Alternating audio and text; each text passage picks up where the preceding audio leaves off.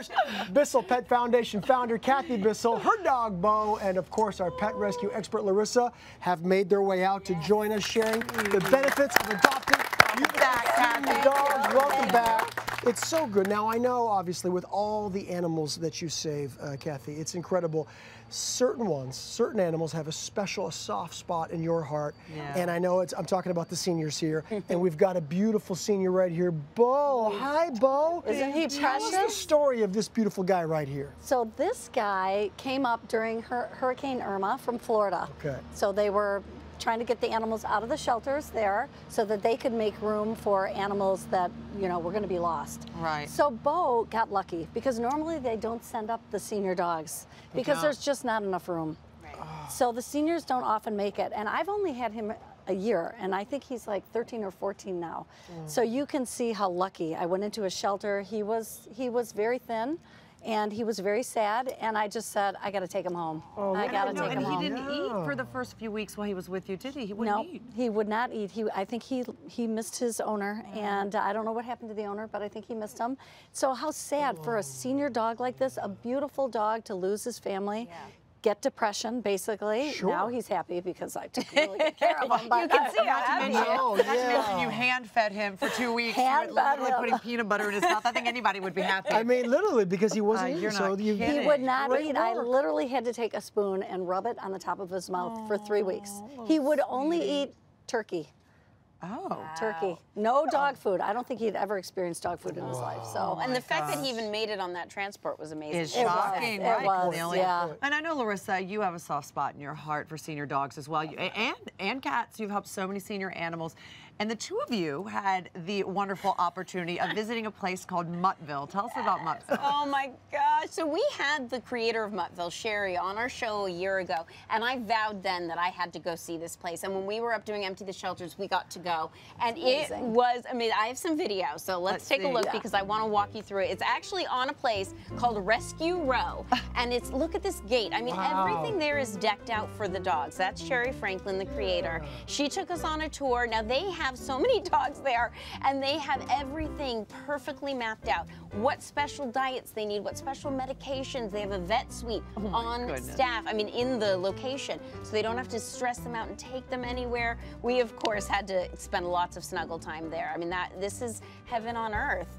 And these dogs are so lucky to be at the sanctuary, and all of them, the majority of them actually, have come from shelters. So the families have not been able to take care of them for whatever reason, put them in a shelter, and Sherry brings them in. Some are owner surrendered, but let me tell you, and Cathy can attest to this, it is a very special day when these dogs get to go to Muttville and live their life there, because they get adopted or they stay there and get the best treatment. And one almost came home with Larissa.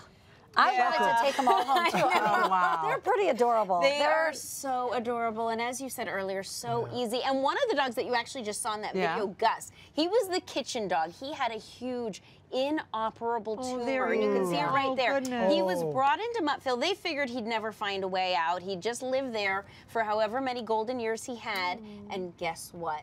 He has a new home in Palo Alto with a new buddy. Look at him right there. Good job, guys. I love it. I mean, the fact is that people are understanding the gifts that seniors bring to them and adopting. I mean, clearly, but the two of you spreading the word and educating people on just that, I think, is very helpful. Now, we talked about beautiful Bo here, but I know Bo isn't your only senior animal. I know you also had Riley. Yes. You also have Roxy and Casey. Yeah, I love seniors. I have 2 young ones as well, but they're a lot to handle. Younger dogs. Younger dogs are more. Senior dogs. This is what you get. What you see is what you get. You see this temperament. It's beautiful. Can we change the conversation and not make it senior dogs and make it like just middle-aged dogs? Because 50 is the new 30. Right. So why can't 7 be the new 2? That's a great point. Because to say a dog is a senior dog at 7 is so strange to me. My dog lived to be 17. Yeah, exactly. That's amazing. Yeah, dogs and cats are considered senior at 6 or 7, depending on where you live,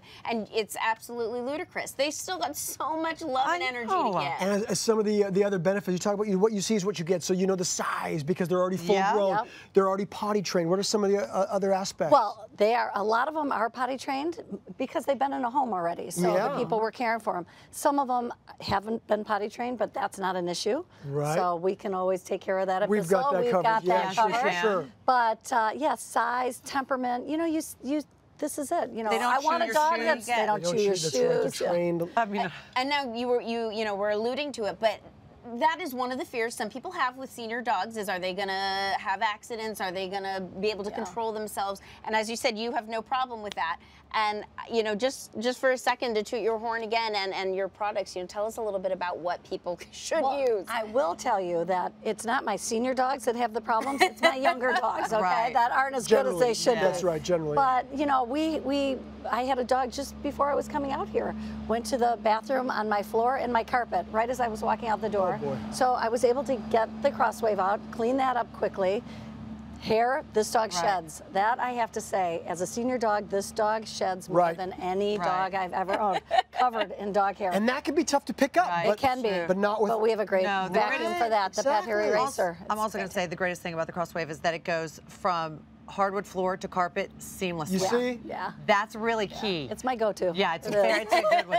So we talked a little bit yesterday about your Empty the Shelters event, where in one day, just one day, you helped find 3,300 forever homes, over 3,300 forever homes for pets that were homeless. And you did that in one day, but you're not stopping there because you're continuing with something right now. You're doing a shelter tour coming up. Tell me about your shelter tour. So it's going to be called the Grateful Pet Tour, and we're going to go visit our shelter partners. We have about 3,900 shelter partners. 3,900? Yeah, and growing Wow. constantly. Okay. So we are going to tour the shelters and try to understand their needs, try to see what they need from the Bissell Pet Foundation, how we can help them with adoptions, how we can help them with spay-neuter, whatever their needs are in their community. We want to learn it so we can better help the shelters. Yes, and every shelter is so different, and that's what I love, that you are going to see them firsthand and figure out what you can do to help. Right.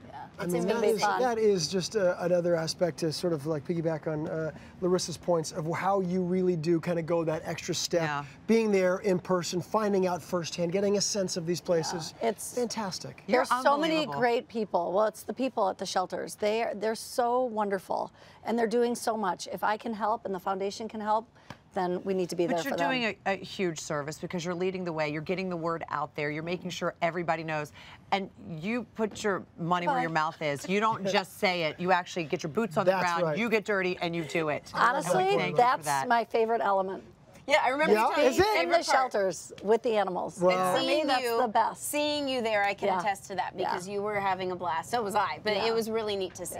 We could have lived at Muttville forever. I mean, I could talk to you guys all day. Thank you, Cathy, for being here. Thank you. Also for the work. Thank you.